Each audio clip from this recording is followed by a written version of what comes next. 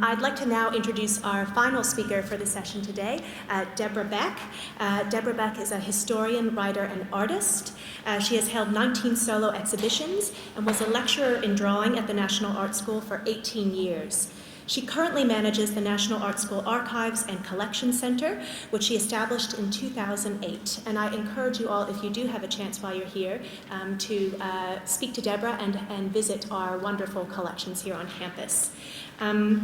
Deborah is the author of 3 books, including Set in Stone, The Cell Block Theatre, which won the New South Wales Premier's History Award in 2012, and Rainer Hoff, The Life of a Sculptor, published in March 2017. Please join me in welcoming Deborah.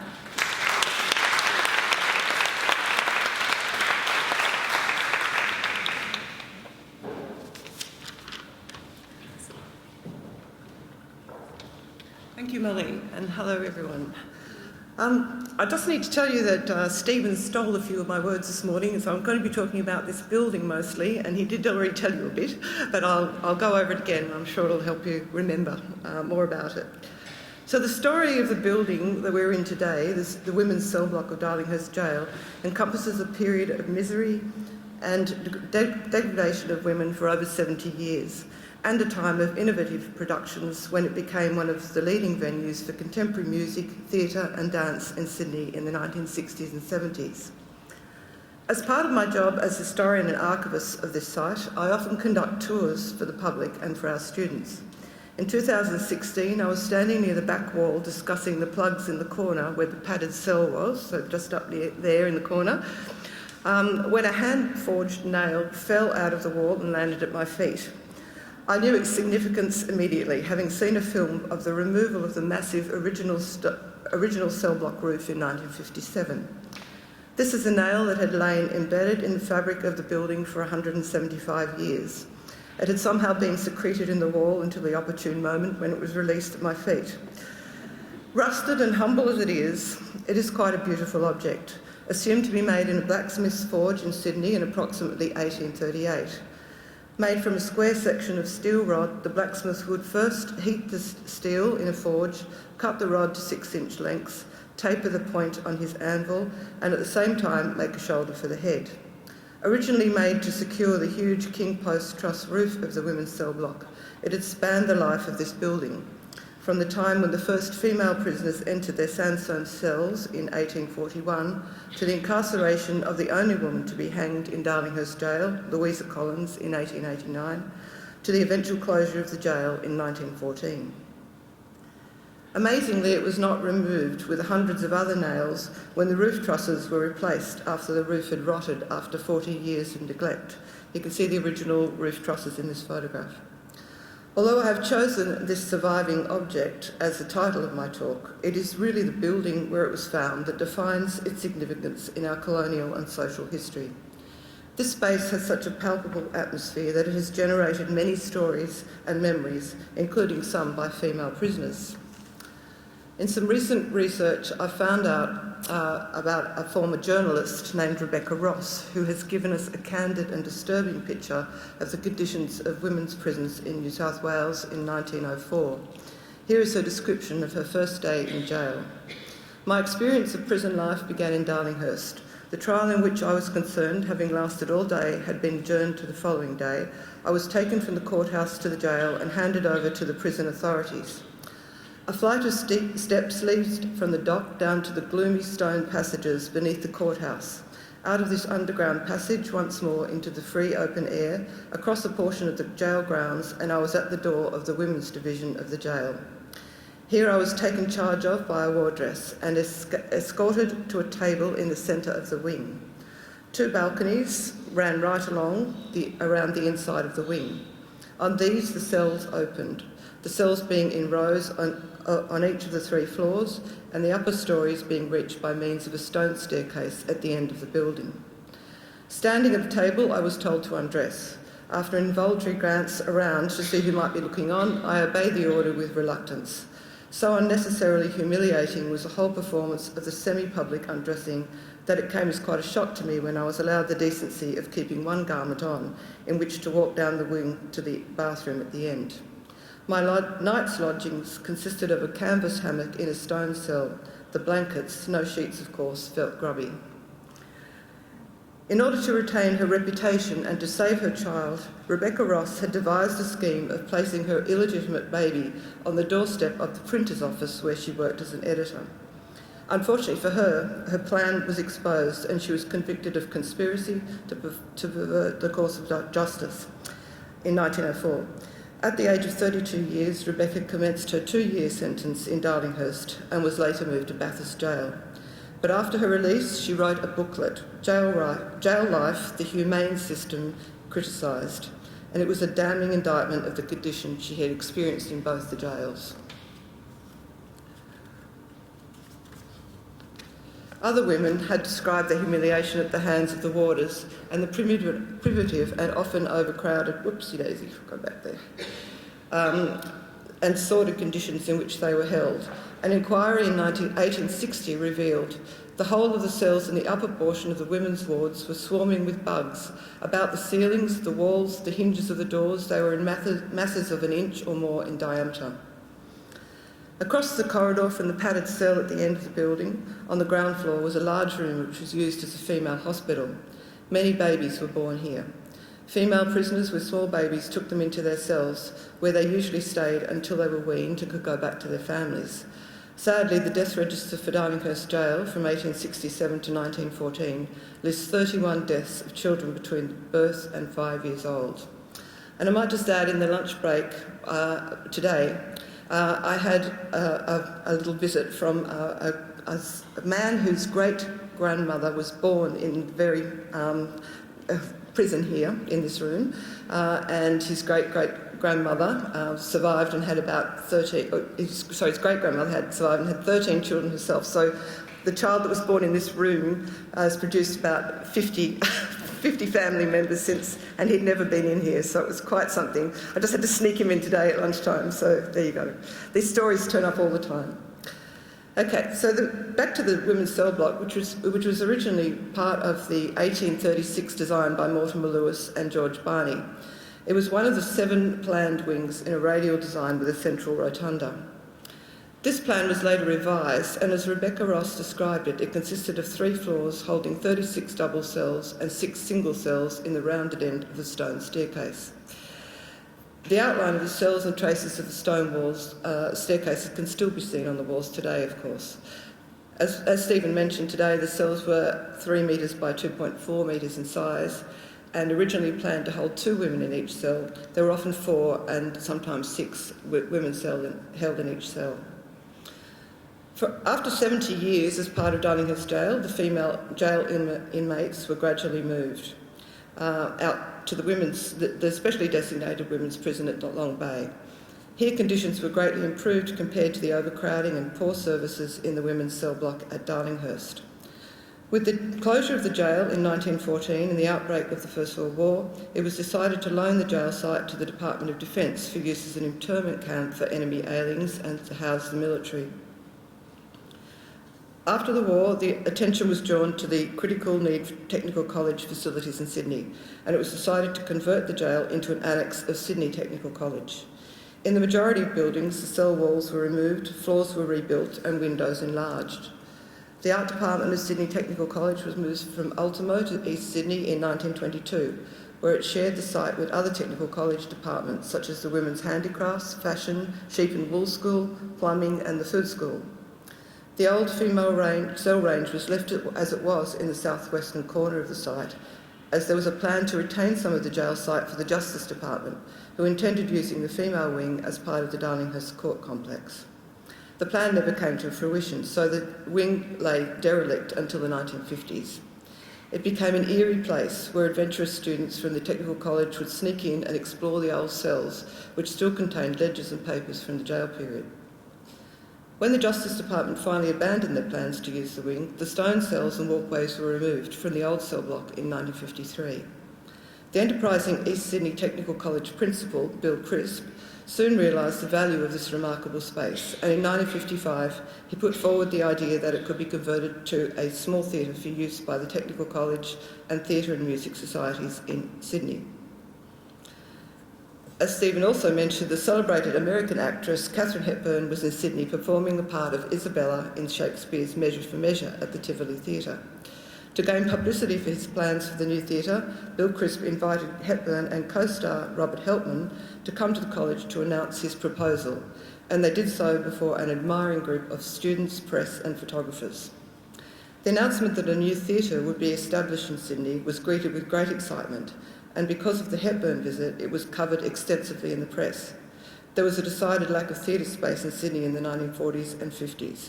After the Second World War, the cultural life of Sydney was stimulated by post-war immigration, and as a result, small public arts venues were in short supply. And the Cell Block Theatre eventually became a place where artists could experiment and try out avant-garde work without the pressure of financing risky productions in the larger, better-known venues. During 1955 and 56, the derelict space was gradually cleaned out. The whole roof and original trusses were also removed. This was captured in an extraordinary film which shows Bill Crisp pulling out some of the 6-inch nails out of the beams which had just crashed to the floor of the cell block. He used to have a stone floor then. It is unknown if he kept any, but I'd like to know that. So here he is with his holding these nails in his hands. The East Sydney Theatre Fund appeal was launched in October 1957. Crisp published a brochure asking for funds to restore the cell block and turn it into a centre for dramatic art and ballet. In the foreword he wrote, "This massive tall roof structure is one of cathedral-like proportions and eminently suitable for a conversion to a theatre. Plans have been approved and conversion of the inner walls, ceiling and floor will provide an ideal rendezvous for all who appreciate music, drama, classical ballet and examples of the fine arts." One of Bill Crisp's fundraisers for the theatre was to support a performance of Euripides' The Trojan Women, produced by Jean Stewart. The massive roofless stone shell provided an ideal atmosphere for this bleak drama of defeat and captivity. Students from the National Art School screen printed the program and also acted in the play. Ceramic student Peter Travis composed the music, and part of the set involved the use of fire and flames around the building. The actors used the rough stone traces of the cells as part of the set. At night, the Goodyear Tyre Company turned off its large neon advertising sign in Oxford Street so that Troy could be seen burning outside the cell block walls. It got some amazing reviews. The 6 performances in March and April 1958 sold out, and the play received rave reviews, with one drama critic writing, "Perhaps it was the crumbling walls, with the stars looking through the roof, but there seemed some magic abroad which brought the tortured, suffering women alive for me in a way I've never known in a Greek tragedy. When actress Frida Leslie moaned, 'Troy, oh Troy, thou diest here so lonely,' the hairs bristled on my neck with the feeling that an unseen watching gallery of convicts had also died there so lonely." From this first play to be held in the theatre, it was obvious that the space and its history would play a large part in the reaction of audiences to performances held here. It was also clear that the walls themselves would be crucial in the design of this impressive theatre space. Actor John Bell remembers another early performance. He recalled, "The cell block gained great notoriety from John Tasker's production of Oedipus Rex in 1960, with Kevin Sanders making a spectacular entrance through a door halfway up the wall. With full houses of approximately 400 a night for this production, many of the theatre-going population of Sydney saw the new theatre space for the first time. This early play is remembered not only by John Bell, but was also attended by director and writer Jim Sharman and musician Nigel Butterley, all of whom later performed in the theatre themselves. As small experimental theatre spaces began to be established in Sydney in the 1960s, this theatre was used frequently because of the reasonable cost and flexible nature of its large open space. By 1960, the ceiling, new roof and floor were in place, and a 12-metre deep double stage was also installed. This innovative design, unique in Sydney, meant that the stage could be moved on tracks or rails to accommodate a variety of setups, sometimes with the audience seated in the middle of the theatre, with a stage at each end, and at other times with the stage in the middle and the audience on both sides. The original stage, unfortunately, was removed this last year, although it gives us a bigger space. The theatre itself is 10 metres high, 9.5 metres wide, with an overall length of 32 metres. These proportions created a spacious but narrow auditorium, An iron doorway was and still is visible on the third floor high above the stage. So if you look up above here, you can just see that iron door. This door had originally opened to a walkway to the Gaol chapel, the round building in the centre of the site. It was occasionally used to great dramatic effect during performances. By the late 1960s, radical and marginal theatre companies were beginning to spread the word that the cell block was available, and many found its flexibility liberating enough to try out new forms of theatre, often cutting across genres, combining dance, theatre, live music and light shows. One of these theatre pieces, Balloon Doubloon, included a sketch called Hangman, written by Geoffrey Atherton, with actor Graham Bond describing in detail the scientific aspects of the art of hanging and the botched hanging of a young man. This seemed an appropriate piece to be performed in the former jail wing, and Graham Bond remembers the actors had a running gag about the ghost of the cell block while they were rehearsing. Balloon Doubloon was performed in the cell block in March 1969 and featured early performances by some of Australia's best-known writers, comedians and musicians, eventually leading to the remarkably popular television series The Auntie Jack Show. Since it opened in 1958, the theatre space has been transformed into Dante's Inferno, a giant silver internal sculpture, a Venetian palace, a circus tent and the Tower of London. But the cell block also provided a substantial space with excellent acoustics for a variety of musicians, singers and ensembles. These ranged from opera singer Yvonne Kenny to composer Peter Sculthorpe to Ravi Shankar and the Captain Matchbox Whoopee Band and to post-punk rocker Nick Cave. As well as dedicated music concerts, live music accompanied many of the dance, theatre and cross-genre performances. Although it was principally used as a showcase for new music, the cell block also hosted many operettas, classical and early music concerts, and became a popular venue for jazz musicians in the 60s and 70s. The space has been home to radical musical practices that were not often tolerated in conventional concert halls in Sydney, including the precursors of early heavy metal bands of the 70s and 80s. In the 1960s, the theatre also became a leading venue for experimental dance by young Australian choreographers, encompassing a variety of styles. Collaborations between dancers and musicians continued regularly through the 70s and 80s, and as well as this, the Cell Block Theatre became a major venue for staging happenings in Sydney, as its large empty space suited the creation of the total environment that was a feature of this genre. The theatre continued to be used throughout a turbulent time in the Technical College and Art School in the 1980s and 90s, and until 2005 it was a major gallery space for all National Art School exhibitions. It used to have white walls or covering over the stone, which was a bit of a shame. In 2005, though, the Technical College departments moved off-site and the National Art School gained the use of the whole of the former Darlinghurst jail. The NAS Gallery opened in the former men's cell wing. With funding from the State Government of New South Wales, a major renovation of the Cell Block Theatre was undertaken. The steel roof trusses, which replaced the original wooden jail trusses in 1958, were found to be unstable. In fact, they weren't even secured to the stone. They now have been, which is a bit of a worry. They need to be securely attached to the stone walls. In 1959, the 1959 ceiling was removed and new acoustic panels installed in the raised ceiling. The hand-forged nail remained hidden through these further disruptions. With improvements made since the 2005 renovations, the cell block has once again become a popular venue for a huge variety of events. It is regularly booked for concerts, plays, operas, art school balls, weddings and parties. This year, the boxing scene from the film Peter Rabbit 2 was filmed in the theatre, and over the last 2 weeks there have been revival concerts as part of the Sedition Festival here, with musicians from the 1970s once again belting it out in this remarkable space. And I hope you'll visit the Paper Tigers exhibition in the National Art School Gallery, where many posters from the concerts in the Cell Block Theatre are on display. Over 20 of these have come from the National Art School archives, and it will be there that this tenacious 6-inch nail will be returned to join them after the exhibition closes. There's some of the posters that you can see in the show, and there's the nail.